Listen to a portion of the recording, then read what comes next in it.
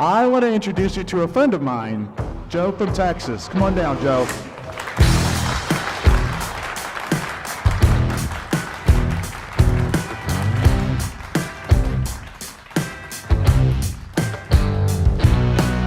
We have a crisis in this country, and it's called the national debt. We owe too much money to foreign countries. Social Security is running out. What we need to do is we need to find a candidate on either side that has the debt on their mind. We have an addiction in this country of spending more than we take in. There's no reason for that. You couldn't run your house, you couldn't run your business if you spent 30% more than you take in every month or every year. We can look out the windshield now and get this thing straight, but we got to have somebody, man or woman, that's got the backbone to say enough is enough. Welcome to this edition of the Joe from Texas podcast. I'm your host and moderator, Stefan Mihailu, joined by Joe from Texas. Joe, how are you? How are you doing in lovely and balmy and beautiful Beaumont, Texas? Well, it's a beautiful day today. The sun's shining. There's not a cloud in the sky. It's a pretty day. Amen to that. I'm in beautiful Buffalo, New York, where it's a little colder, a little bit more snow, but you know what? Life is good every day. You wake up in the United States of America, that's for sure. So let's talk the $34 trillion national debt. Like that in itself is scary, Joe. But what about the interest payments on that $34 trillion national debt?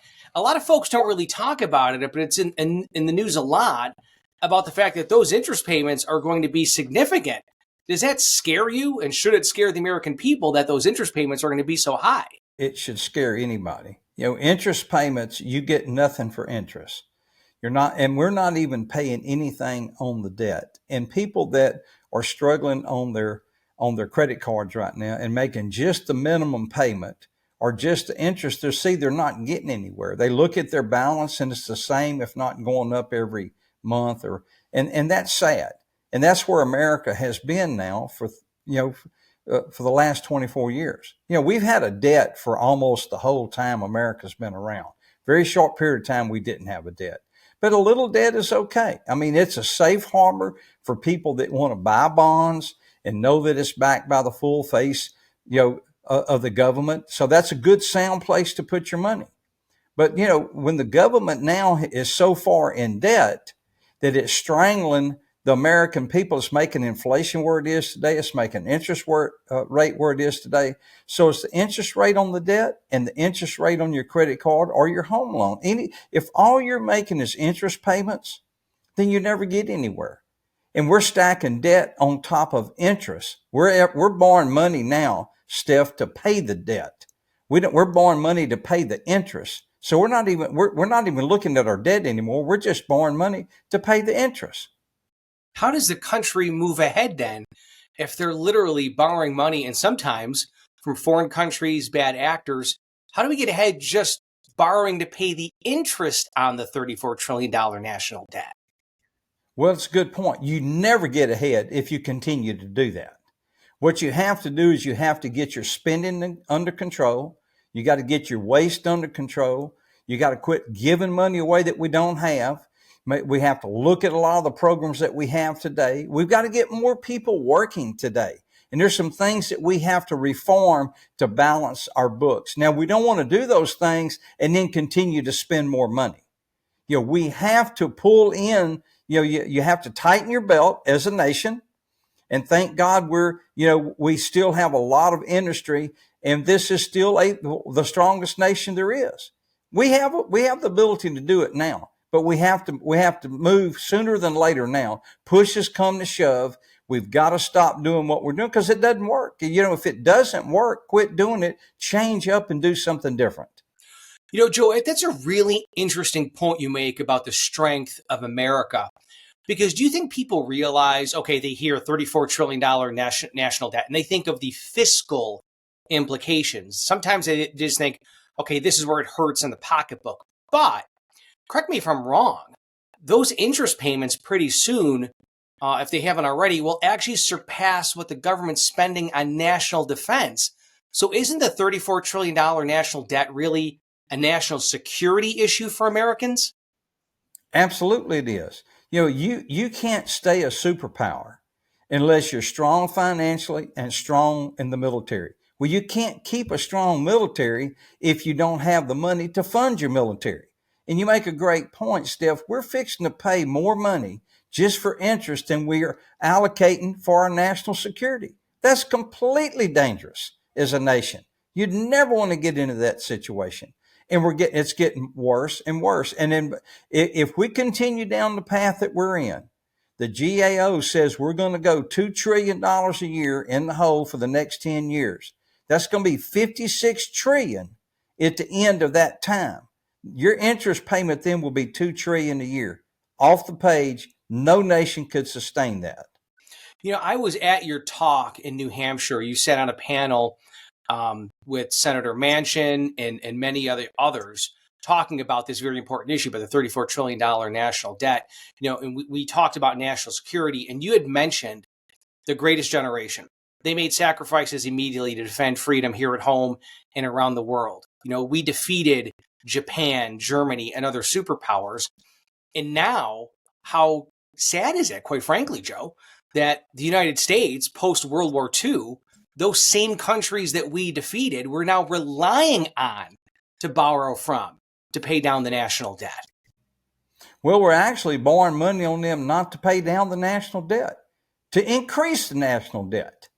We're not paying down the national debt. If it wasn't for us borrowing from China and Japan and those other countries you're talking about, we'd default on our debt.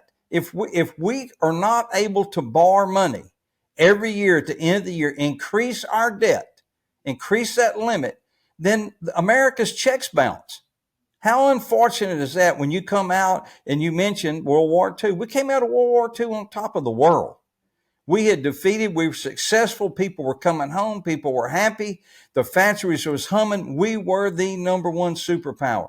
Now, when you're handed that in 1945 to that status, and you get to where we are today, $34 trillion in the hole, I said this the other night. I've been a little bit successful in my life in 50 years in business, me and Linda. But if I get to where I have to borrow from my grandkids, that'd be a pitiful situation. And that's where we are right now. America's born from their grandkids, and that's a pitiful situation.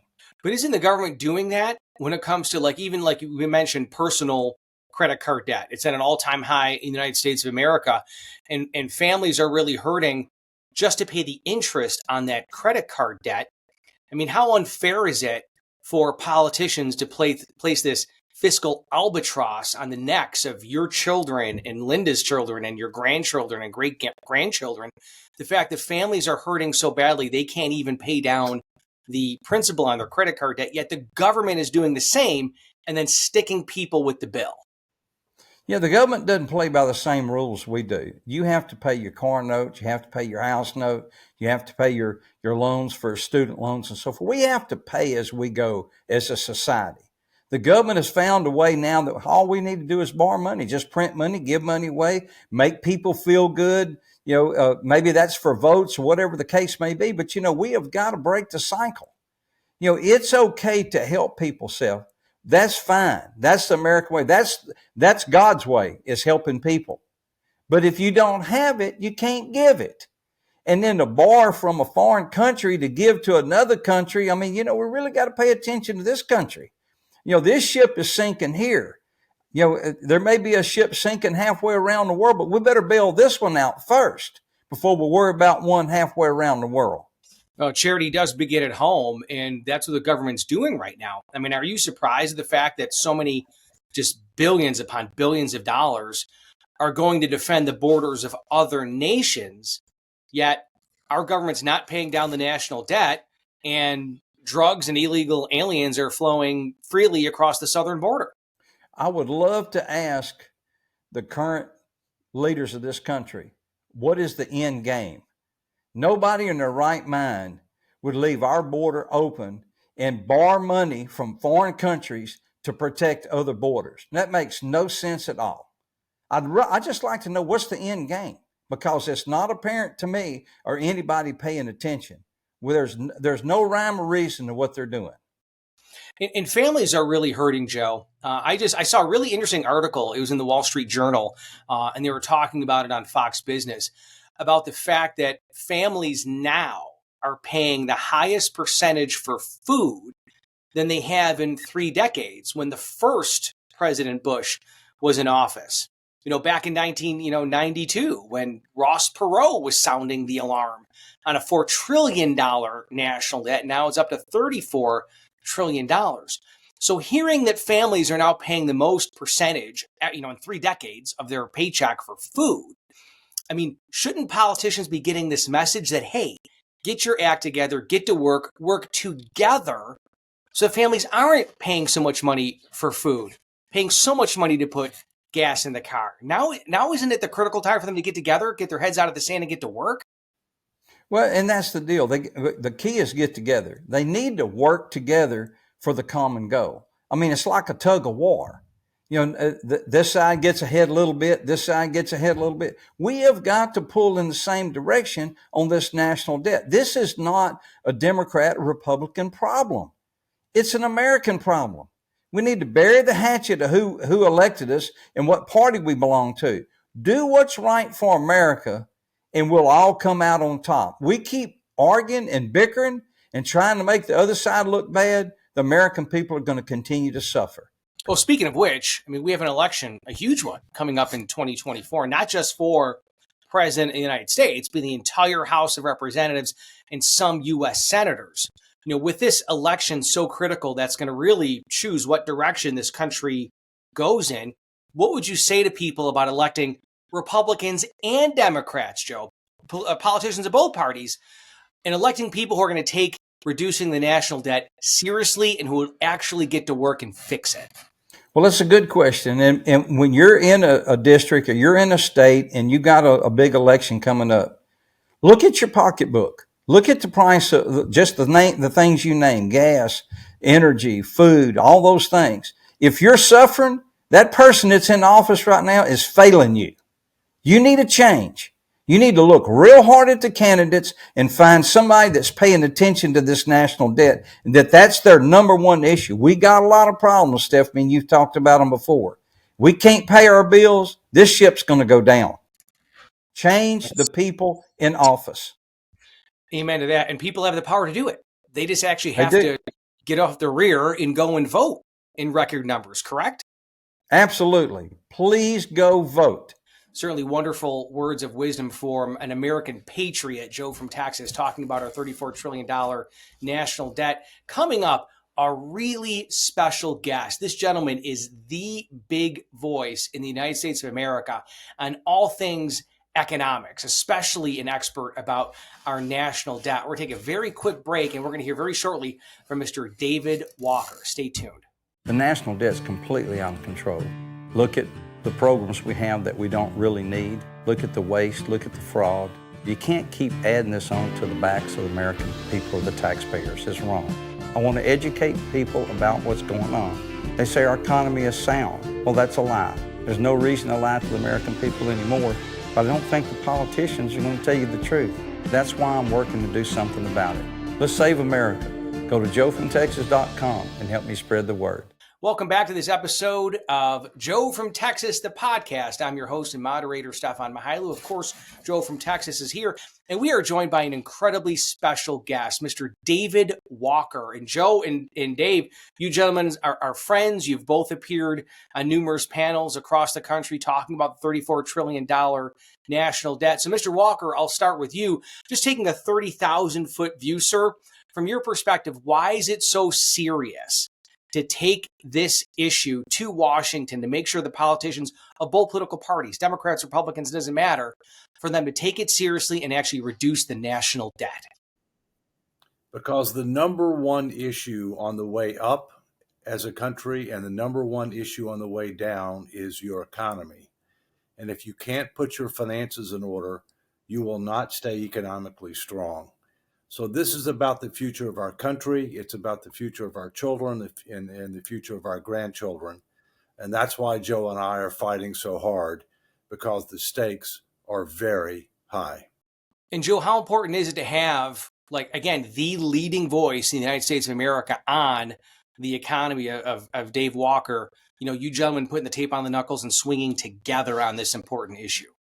Well, for me, it's priceless. I mean, it gives me the credibility to go out here and talk to people with Dave Walker, the former Comptroller General of the United States, with Reagan, with Bush, with Clinton. I mean, he is the encyclopedia on what's wrong with our economics. And the time he spent with Ross Perot and the travels that he's done, I've learned so much and enjoy so much every time we get together. Yeah, Mr. Walker, can you expand on that? I mean, obviously, you were the CEO of the GAO, Comptroller General of the United States, and you did, as Joe had mentioned, spend a lot of time with Ross Perot. How important was it from him back then in the early 90s to say, wait a minute, folks, the national debt's $4 trillion. Let's fix it now? Well, Ross was a friend, but I didn't actually meet him, when he first ran for president. When he first ran for president, I liked a lot of what he had to say in 1992, but I was a presidential appointee by George H.W. Bush, 41, and I was a trustee of Social Security and Medicare at the time, and a surrogate speaker for him. But what Ross said resonated, and where I really got to know Ross was when I was on 60 Minutes, featured on 60 Minutes in 2007 and 2008. Ross was the first person to call me after it aired, and compliment me and say that he wanted to be helpful. And so we got to know each other after that. And when I did the so-called 10 million a minute National Fiscal Responsibility Bus Tour, 10,000 miles, 27 states in 2012, Ross underwrote most of the cost. And in fact, I did his last person-to-person interview with him in his office in Plano, Texas, in 2012. So, he was an inspiration, and he, like Joe, was a parent, a grandparent, a great grandparent who loved his country, and was horrified by what it was doing and what it was likely to lead to over time if we don't change pace. He's probably rolling over his grave right now when he looks at what the numbers are. Everybody talks about the 34 trillion. The real number is over 120 trillion, because you have to add unfunded civilian and military pensions, retiree health care, unfunded Social Security, unfunded Medicare. It's over 120 trillion. The government always wants to lowball the numbers because they're bad. And Joe, do you feel as though you're almost, 30 years later plus, grabbing, the mantle from Ross Perot, grabbing that baton and running with it now in 2024? Well, I'm more of a cheerleader of what Ross Perot was about.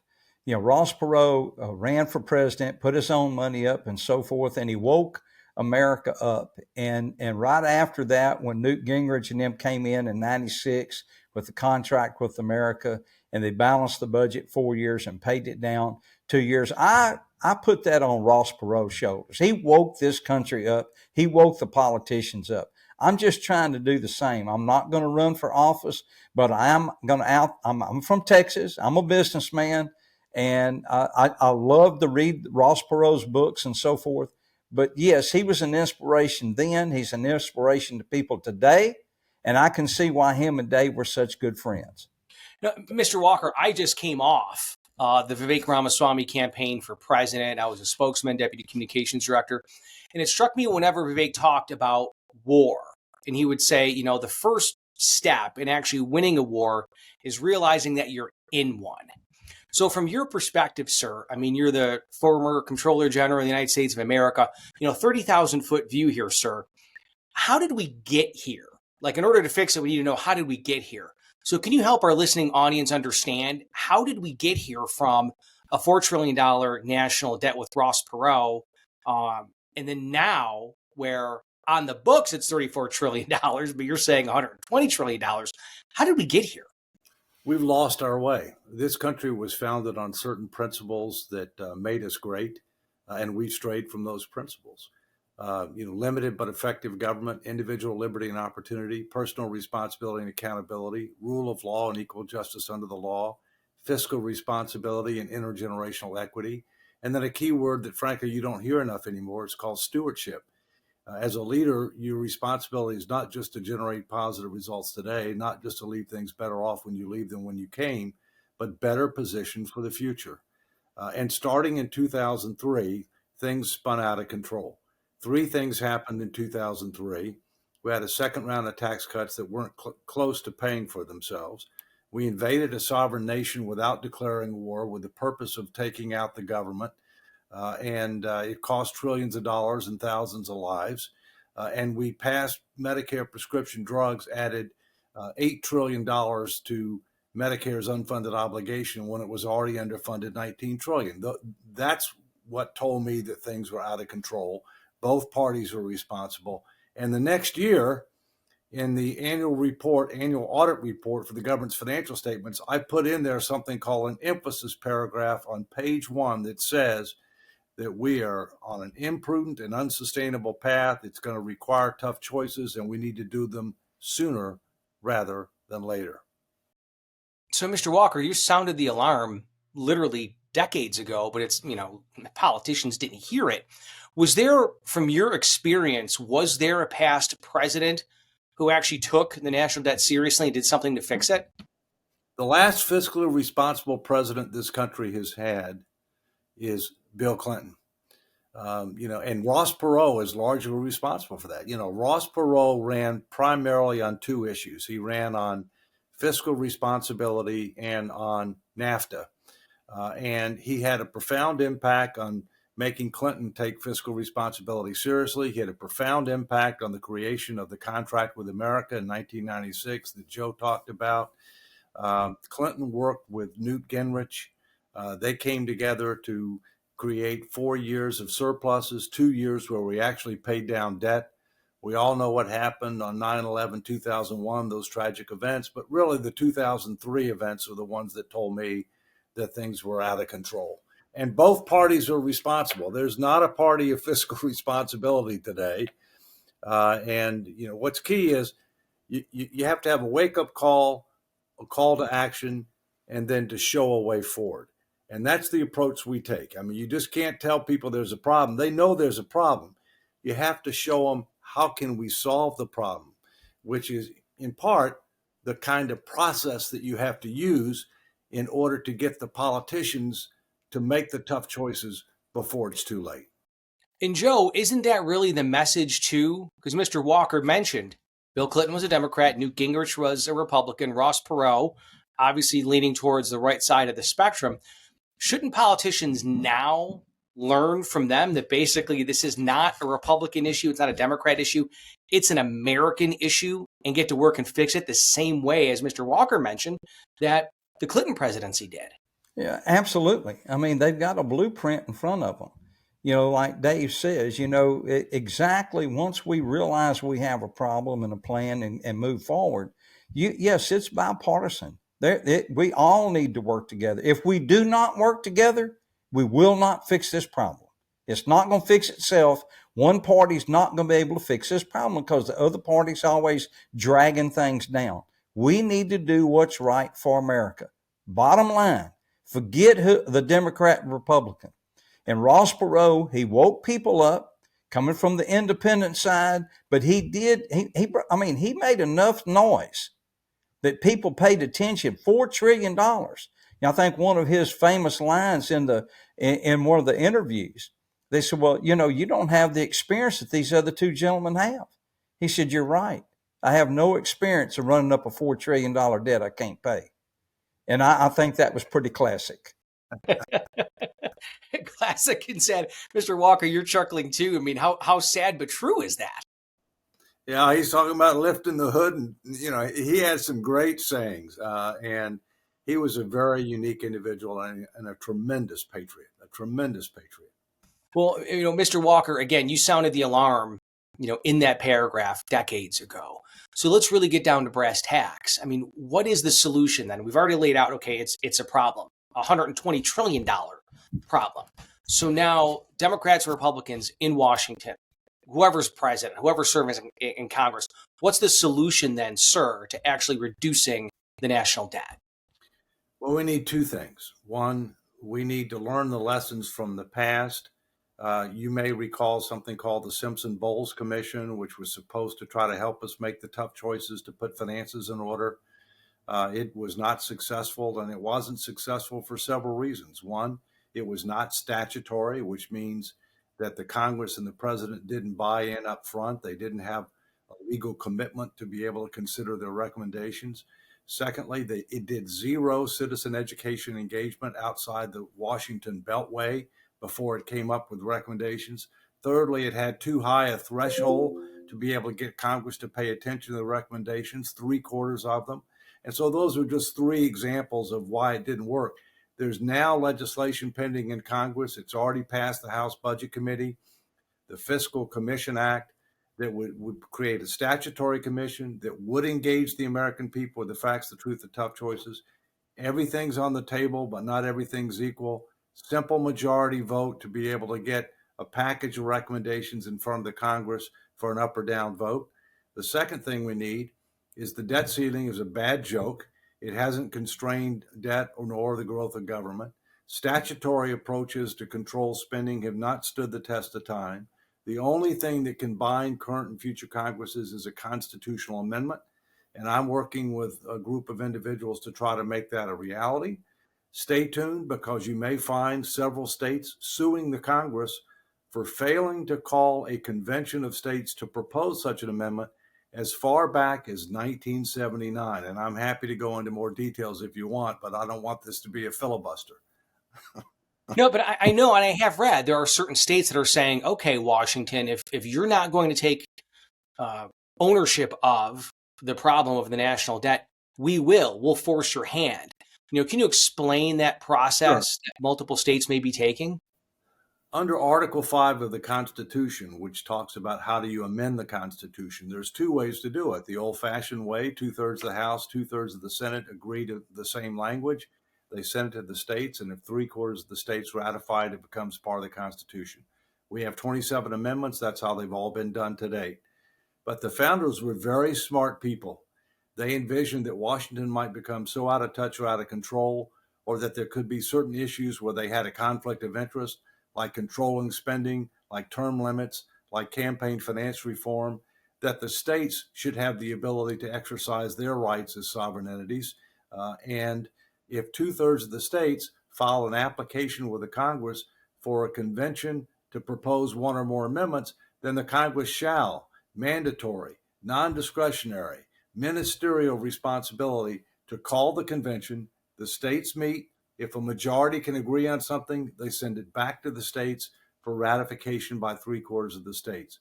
In 79, we had 39 states that met that requirement. In 83, we had 40. You only need 34. The problem is Congress never assigned responsibility for anybody to receive, to store, and to count these, because they don't want this to happen, because they won't have a seat at the table. And therefore, the only way that we can force them to do it is sue them through a declarative judgment. We have 2 states that have already agreed to do it. We're trying to get a couple of more, and I'm very confident that other states will jump on board. I would imagine eventually that Texas will. They're normally not shy. So, having lived in Texas myself in the past, but that stay tuned. I think 2024 is a very big year for 3 reasons. One, are we going to get this commission, which we need? Are we going to get some legal action on the constitutional amendment? And then obviously the presidential election. And by the way, neither one of the main presidential candidates are being fiscally responsible. In fact, they want to wash their hands of making reforms to Social Security and Medicare, which is absolutely essential to restore fiscal sanity and sustainability. And if you don't reform those programs, there's going to be across-the-board cuts within 10 years that, believe me, not only would be inequitable, but would be politically unacceptable. Well, that is just a fascinating roadmap that you just laid out in 5 minutes. That's clear, concise. Every person can understand that. Let's hope our friends in Washington do. So, Joe, I want to close with you then, because Mr. Walker just literally laid out, a very structured, thorough, clear, concise roadmap for Washington. But as you and I know, sometimes it takes guts. It takes heart to do that. What would you say, Joe? And brains. Well, not much of that in Washington, though. All 3 of us know that. So it takes heart, brains, guts.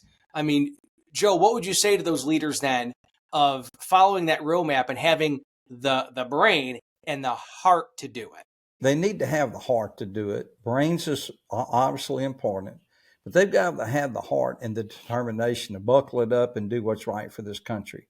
That's why when I go out and crisscross the country and I'm visiting with people, New Hampshire and so forth, with Dave Walker and other people there, I tell people, look, I don't want your vote and I don't want your money, but I want to wake you up.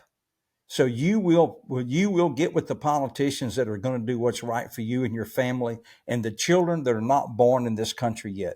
We owe that. Like Dave said, the stewardship, you have to pass that on. You have to be a good steward of this country.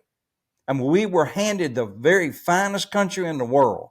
And I said the other night, and there were some politicians in the room, I said, I don't want to hurt any of your feelings, but I hear everybody talking about this is the best country in the world, and it is.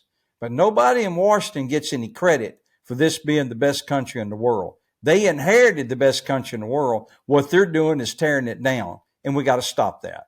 Well, throwing all humility out the window, this has been a really interesting and fascinating discussion on the national debt. And this is what's important, talking about it, not in a partisan way, and actually like talking brass tacks and issues, raising awareness and sharing really the good word that politicians need to get that message, and the United States needs to reduce its national debt. Mr. Walker, any closing thoughts, big picture on this?